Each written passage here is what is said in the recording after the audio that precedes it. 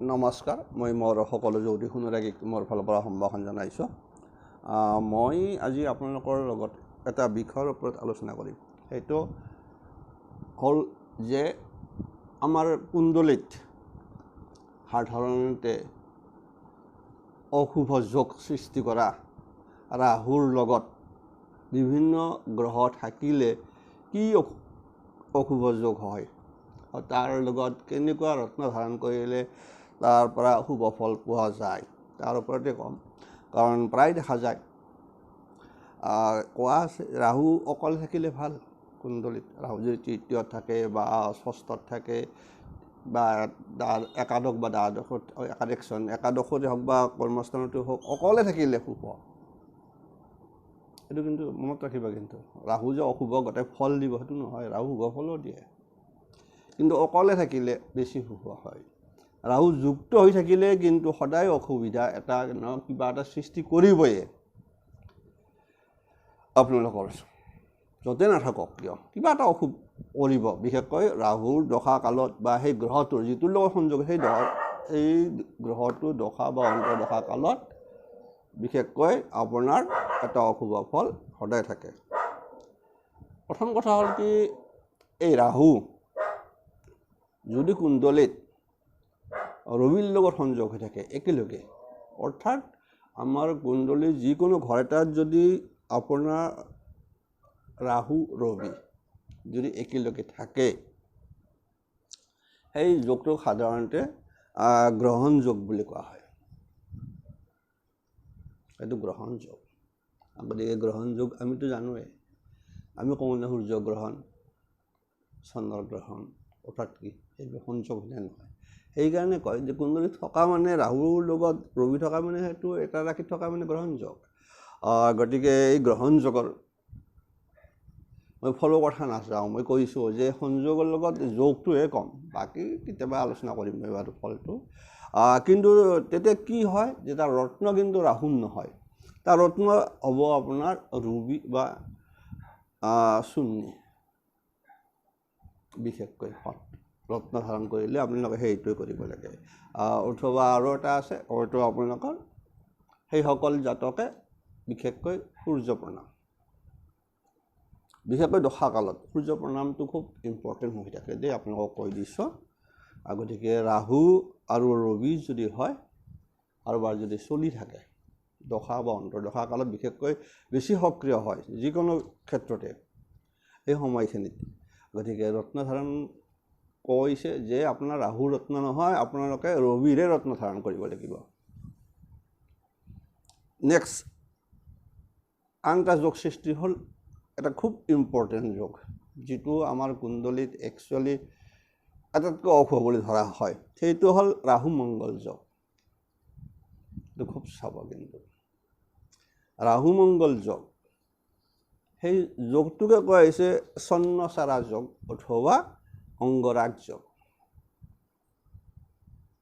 অংগৰাগ যোগ বুলি কোৱা হয় সেইটো, অৰ্থাৎ দুয়োটা অগ্নিপিণ্ড এটা হৈ থকা অগ্নিকাৰক মানে গ্ৰহ। এইকাৰণে কৈছে, সেইকাৰণে কি হ'ব পাৰে দুয়োটা পৰস্পৰ বিৰোধী কিন্তু একেলগে থাকিব লাগিব। এটা থকাৰ ফলত কি হয়, সেই জাতকৰ মানসিকতাটো আৰু মানে সদায় মানে নকওঁ সেইটো ফলবিলাক মই ক'ব নাযাওঁ এতিয়া। মই কৈছোঁ যে যদি সেনেকুৱা যোগ আছে কাৰোবাৰ অংগৰাগ যোগ থাকে তেনেহ'লে তাৰ ৰত্ন ধাৰণ কৰাটো প্ৰয়োজন মংগলৰ ৰত্ন প্ৰবাল, ৰাহু নহয়। ৰাহু যদি তাৰমানে অৰ্থাৎ দুটাতে সমান, গতিকে তাত কৰি দুটাৰ মাজত আপোনাৰ যদি মংগলৰ ৰত্ন প্ৰবল ধাৰণ কৰে মংগল ষ্ট্ৰং হৈ যাব, ৰাহু দুৰ্বল হ'ব। সেইকাৰণে তাৰ ৰত্ন দিছে মংগল। আৰু তাৰ লগত আন এটা কোৱা আছে, এইসকল জাতক জাতিকাই সাধাৰণতে আপোনাৰ হনুমান চালিচা পাঠ কৰাটো কৰ্তব্য। যদি হনুমান চালিচা পাঠ কৰে সদায় সেইসকল জাতকৰ কাৰণে মংগল, তেতিয়া দুটা কিছু হ'লেও প্ৰশমিত হৈ থাকে। এইকাৰণে কৈছে যে ৰত্নটো মংগলৰ ৰত্ন প্ৰবাল, আনফালে হনুমান চালিচা পাঠ। আনফালে আন এটা যোগ হ'ল ৰাহু আৰু চন্দ্ৰ যদি একেলগে থাকে সেইটোকো গ্ৰহণযোগ যেনেকৈ আপোনাৰ ৰবি ৰাহু গ্ৰহণযোগ এইটোৰো গ্ৰহণযোগে গতিকে যদি ৰাহু আৰু চন্দ্ৰ গ্ৰহণযোগ হৈ থাকে তেনে তাৰ ৰত্ন কিন্তু মুক্তা তাৰ লগত চন্দ্ৰৰ বীজ মন্ত্ৰ তাৰ লগত শিৱ উপাসনা মনত ৰাখিব কিন্তু এইবিলাকৰ যদি এনেকৈ থাকে দশাকালত মেইনলি আপোনালোকে তেতিয়াহ'লে বিশেষকৈ শিৱ মন্দিৰত গৈ তাত যোৱাটো ভাল দশা অন্তৰ্দশাকাল চলি থাকে যেতিয়া গম পাব আৰু সেই সময়ত বেছি সক্ৰিয় হৈ থাকে দুটা গ্ৰহ না দশা অন্তৰ্দশাকালত সেইকাৰণে কোৱা আছে গতিকে সেই ক্ষেত্ৰত এইটো হ'ল ৰত্নটো হ'ল মুক্তা যদি ৰাহু বুধ থাকে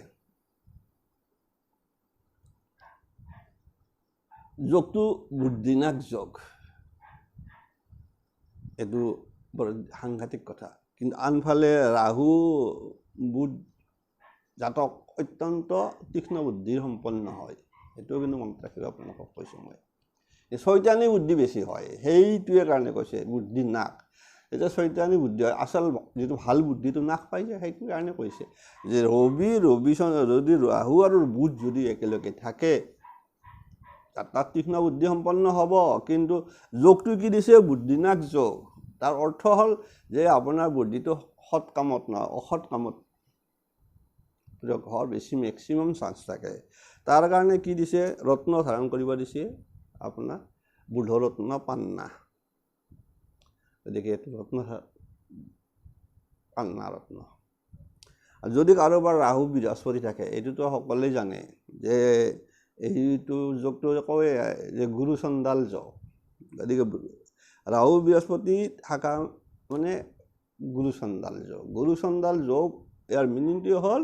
মানে বৃহস্পতিৰ গুৰুৰ যিটো সেইটো স্বভাৱটো মানে ৰাহু প্ৰভাৱত নাশ হৈ যায় অৰ্থাৎ বৃহস্পতি দুৰ্বল হৈ যায় গতিকে তাৰ ফলত কি কৈছে যে ইয়াৰ ৰত্ন হ'ল পখৰাজ যদি পখৰাজ ৰত্ন কৰে তেতিয়া গুৰুৱে শক্তি ঘূৰাই পাব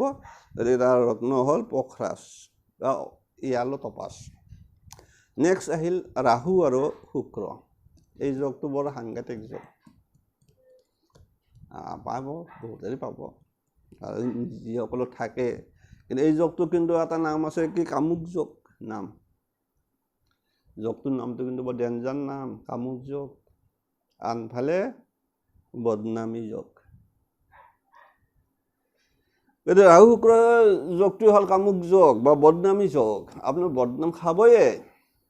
এইটো বৰ কিবা নহয় কিবা এটা কাৰণে বদনাম খাবই আপোনাৰ ৰক্ষা নাই গতিকে দৰে মাজেৰে নিজক সংযোগ ৰাখিব লাগিব দুটাই মানে শুক্ৰ ভোগ ৰাহুতো ভোগৰ শেষেই নাই গতিকে আৰু কি হ'ল কি একচুৱেলি ইয়াৰ কাৰণ হ'ল কি বিশেষকৈ জাতক জাতিকা বিশেষকৈ কিছুমান অনৈতিক কামত মানে জড়িত হোৱাৰ মেক্সিমাম ভয় থাকে গতিকে আৰু বিপৰীত লিংগৰ প্ৰতি বেছি আকৰ্ষিত হৈ থাকে প্ৰতি মুহূৰ্তত মানে লাজ নকৰে আৰু সংকোচ নকৰে গতিকে নামটোৱে দিছে কামুক যোগ বা বদনামী যোগ কিন্তু ৰত্ন শুক্ৰৰ এইকাৰণে ৰত্ন যে শুক্ৰ ৰত্ন পিন্ধে কিছু হ'লেও তাৰ ভাবিব আৰু নিজকো সংযম কৰে যেতিয়া আপুনি গম পাব যে ৰাহু শুক্ৰ আছে তেনেহ'লে থাকক গতিকে আপোনাৰ ৰত্নটো হীৰা অথবা উপৰত্ন ঝাৰকণ কৈ দিলোঁ উপৰত্নটো ঝাৰকণ থাকে আৰু আনফালে আন এটা যোগ আছে যে এই এটা যোগ কিন্তু খুব অত্যন্ত বেয়া সেইটো হ'ল শনি ৰাহু যোগ এই যোগটোক কিন্তু কোৱা হয় শ্ৰাপিত যোগ এইটো শ্ৰাপিত যোগ বুলি কোৱা হয় কিন্তু কথা হ'ল ইয়াৰ ৰত্নটো শনি ৰত্ন নীলম বা এমেথিছ আৰু শনিৰ বীজ মন্ত্ৰ দশাকালত বিশেষকৈ সেইটো কৈ দিলোঁ আপোনালোকক তাৰে মাজেদি অকণমান কৈ দিছোঁ বিশেষকৈ শনি ৰাহু যদি যোগ কিন্তু আৰু এটা কথা আপোনালোকক যে এই শনি ৰাহু যোগ মই পাইছোঁ চাউথৰ জ্যোতিষত বিশেষকৈ শনি ৰাহু যোগটোক কিছু কিছু ক্ষেত্ৰত নাগমণি যোগ বুলি কোৱা হয় মনত ৰাখিবা কিন্তু নাগমণি যোগ থৈ দিছে ক'ত থৈছে নাগমণি যোগ মানে কি কিমান ভাল সাপৰ মূৰত মণি মনত ৰাখিব অথচ এতিয়া আমাৰ ইয়াতে কিন্তু চাপিত যোগ হয় কিন্তু বিশেষকৈ আমাৰ সাউথ আমাৰ দক্ষিণ ভাৰতৰ জ্যোতিষত কিন্তু ইয়াক আকৌ কিছু কিছু বিশেষকৈ ঠাইত ৰাখিত তাৰমানে আপোনাৰ নাগমণি যোগ কৰি থৈ দিছে অৰ্থাৎ আপুনি যদি নিজক কণ্ট্ৰল কৰে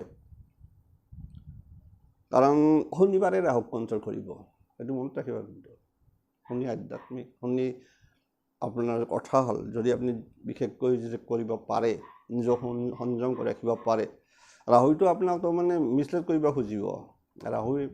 শনিটো আপোনাৰ আধ্যাত্মিক না কথা হ'ল কি ৰাহুৰ প্ৰাধান্য না কৰি যদি শনিৰ ক্ষেত্ৰত আপুনি যদি ধৈৰ্য ধৰে তেতিয়া আপোনাক কোৱা হৈছে কিছুমান নাগমণি যোগ ক'ত হয় নাগমণি যোগ এইটো আপোনালোকৰ মষ্ট ইম্পৰ্টেণ্ট জানাটো ভাল আপোনাৰ হয় যদি শনি আৰু ৰাহু যদি আপোনাৰ বৃষ ৰাশিত থাকে আপোনালোকক কৈ দিলোঁ বৃষত যদি থাকে বৃষত কি হয় ৰাহু তুংগী হৈ থাকে শনিও আপোনাৰ নিজৰ মিত্ৰ গ্ৰহ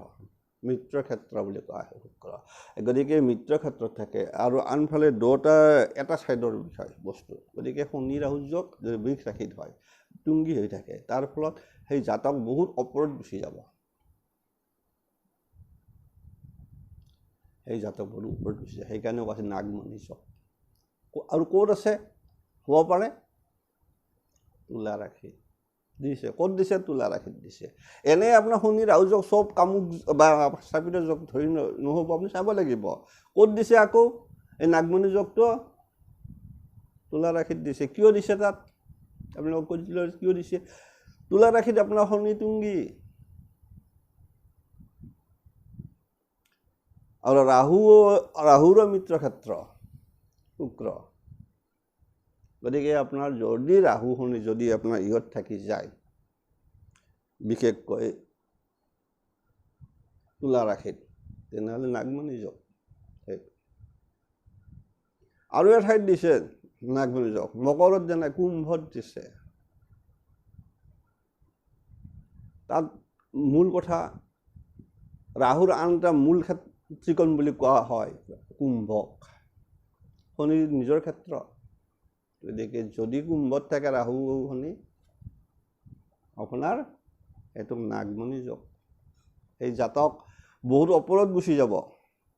আপোনাৰ হয়তো প্ৰথম বছৰ ইফালে সিফালে হ'ব পাৰে কিন্তু বহুত ওপৰত গুচি যাব এই তিনিটা ক্ষেত্ৰত কিন্তু খুব ইম্পৰ্টেণ্ট চাব লাগিব এইকাৰণে যে এইটোৱে কাৰণ মই যে ক'লোঁ যে কুম্ভত হ'ল কি ৰাহুৰ মূল ত্ৰিকোণ বুলি কোৱা হয়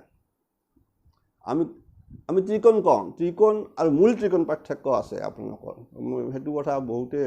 এইটো মই কোৱা নাই আপোনালোকক পাৰ্থক্য সেইটো জানিব লাগে এইকাৰণে কথা থাকে যে কুম্ভৰ সেইটো মূল ত্ৰিকোণ বুলি কোৱা হয় এনে ত্ৰিকোণ আছে আৰু মূল ত্ৰিকোণ কুম্ভত যদি থাকে তাত শনিৰ স্বক্ষেত্ৰী হৈ থাকে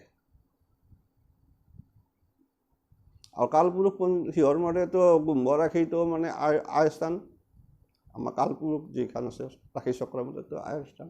মইতো কৈছোঁ আয় স্থানত শুক্ৰ কি বিশেষকৈ যিকোনো গ্ৰহে শুভ ফলে দিয়ে মোটামুটি গতিকে ৰাহু যেতিয়া মূল ত্ৰিকোণত থাকি গ'ল শনিৰো স্বক্ষেত্ৰী হ'ল আপুনি ভয় একো কৰিব লগা নাই সেই জাতক তাত চাপিত যোগ ধৰি লাভ নাই আপোনাৰ গুচি যাব ওপৰত এনেও নাই গতিকে এষ্ট্ৰলজি জ্যোতিষটো মই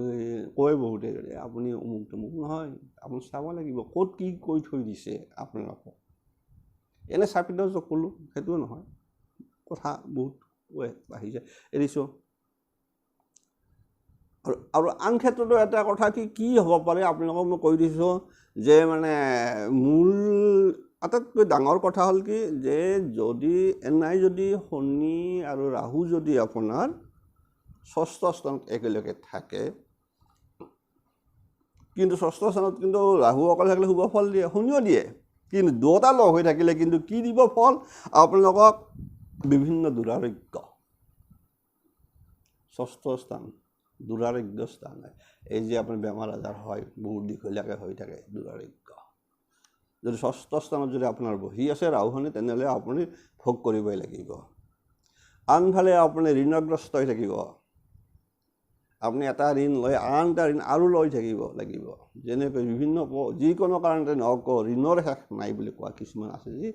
এইটোৱে ষষ্ঠ স্থানত যদি শনি ৰাহু হৈ থাকে তেনেহ'লে আপুনি কোনোদিনে জীৱনত ঋণৰ পৰা উদ্ধাৰ পোৱাটো খুব কঠিন হৈ পৰে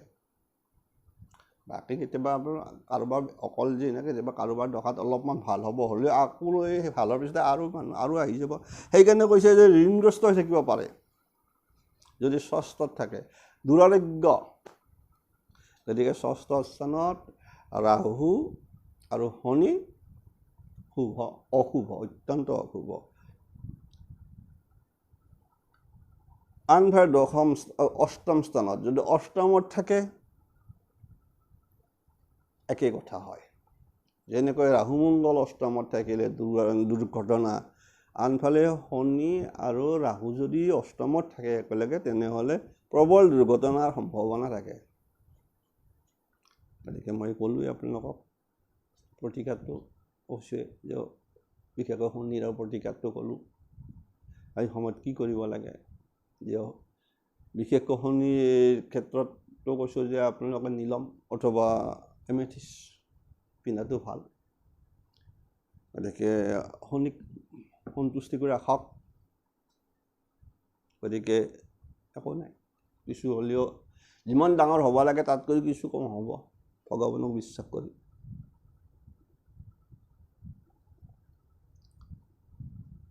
যদি দশমত থাকে কৰ্মস্থান থাকে কৰ্ম প্ৰাপ্তিত বাধা হ'ব কৰ্ম যথেষ্ট কষ্ট কৰিব লাগিব আপুনি কৰ্ম প্ৰাপ্তিত বাধা সেইদৰে যদি একাদশ ভাৱত থাকি যায় কেতিয়াবা আপোনালোক একাদশত মই কৈছোঁ কিন্তু এটা কথা ক'লোঁ একাদশত ভাল ফলে একাদশত কিন্তু তাত ফল দিব কুম্ভত একাদশ স্থান যদি বৃষ ৰাশি হৈ যায় শুভ ফল পাব একাদশ স্থান যদি তুলা ৰাশি হৈ যায় আপোনাৰ লগ্ন সাপেক্ষে আপুনি শুভ ফল যাব কিন্তু বাকীখিনিৰ কথা কি হ'ব যে আপুনি কামত অসফল আৰু সফলতা পাবলৈ যথেষ্ট কষ্ট কৰিব লাগিব গতিকে আপোনালোকক মই আজি ৰাহুৰ দ্বাৰা সৃষ্টি কৰিব পৰা ৰাহুৱে সৃষ্টি কৰা কি কি অশুভ যোগ তাৰ হয় তাৰ বিষয়ে ক'লোঁ তাৰ লগত আৰু আপোনালোকে কি ৰত্ন ধাৰণ কৰিলে শুভ ফল পোৱা যায় অৰ্থাৎ লক্ষ্য কৰিলেনে আপোনাৰ ৰাহু ৰত্ন দিয়া নাই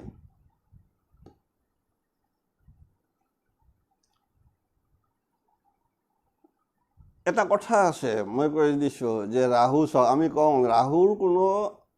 এনে নাই তথাপিও ৰাহুক কন্যা ৰাশি দি থৈছে ক্ষেত্ৰ কন্যাৰ ক্ষেত্ৰহে ক্ষেত্ৰাধিপতি নহয়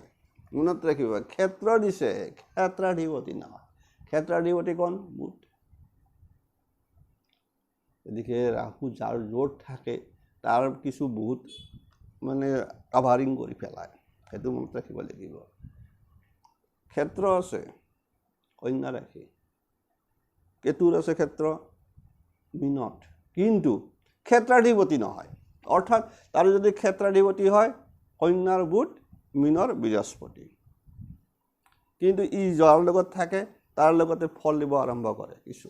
সেই কথা আৰু বিশেষকৈ ৰাহুৰ এটা বেয়া গুণ সেইটো কয় যে এম্প্লিফায়াৰ কৰে যিকোনো কাম যদি আপুনি বেয়া কাম কৰে কোনোবা আপুনি বেয়া কামতে আপোনাৰ আৰু আগুৱাই লৈ গুচি যাব যদি ভাল কাম কৰে অলপ মনে মনে থাকিব এনেকুৱা কথা গতিকে নিজক কণ্ট্ৰল কৰিব লাগিব মূল কথা নিজক কণ্ট্ৰল কৰিলে আপুনি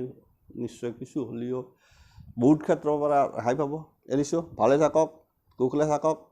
এনেকৈ দুই এটা সৰু সৰু বিষয়বস্তু জানিব লাগে আজিলৈ ইমানে